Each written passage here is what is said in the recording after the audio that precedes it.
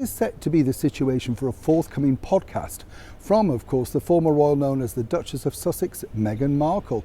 And as ever, let me explain. Hi, good morning, Neil Sean here in the very heart of London. Lovely to see you today, and as ever, hope you're all keeping well, whatever you're doing. Thank you so much also for your kind comments about the recent On This Days.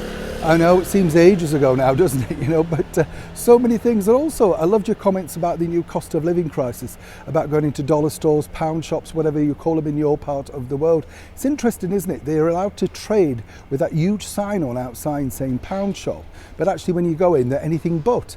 And really, it is down to your local councils to make sure they shut down or re-sign themselves, because it is, trade descriptions. It's misguiding, isn't it? It's not correct. A lot of things, though, you could say the same thing about this particular breaking story out of London today. So as ever, let me explain.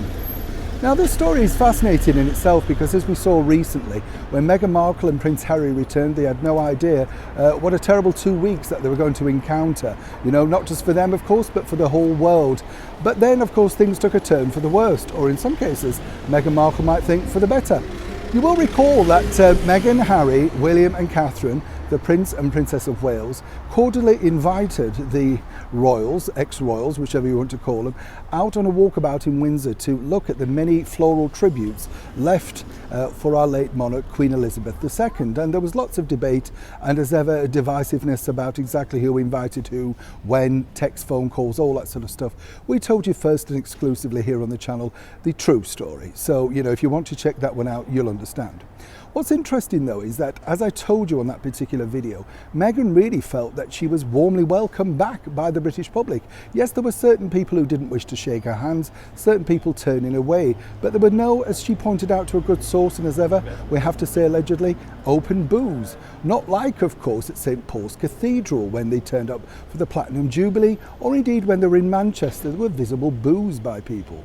But now, according to that good source, Meghan is validated, raring to go, and truly believes that all of the problems accrued to Harry and Meghan are simply all down to the British media, or indeed the mainstream media, because she believes that now, having walked amongst the crowds, as it were, she realises people don't dislike her. It must be the media that are doing this. Of course, these people do find their own narrative, as we've said time and time again. Now, according to that good source, this could become now the basis of a forthcoming podcast about the perception of the individual against how the mainstream media treats that individual. Do you see how it's all nicely wrapped up? And the bottom line is this, whichever thing she puts out, people will dissect it.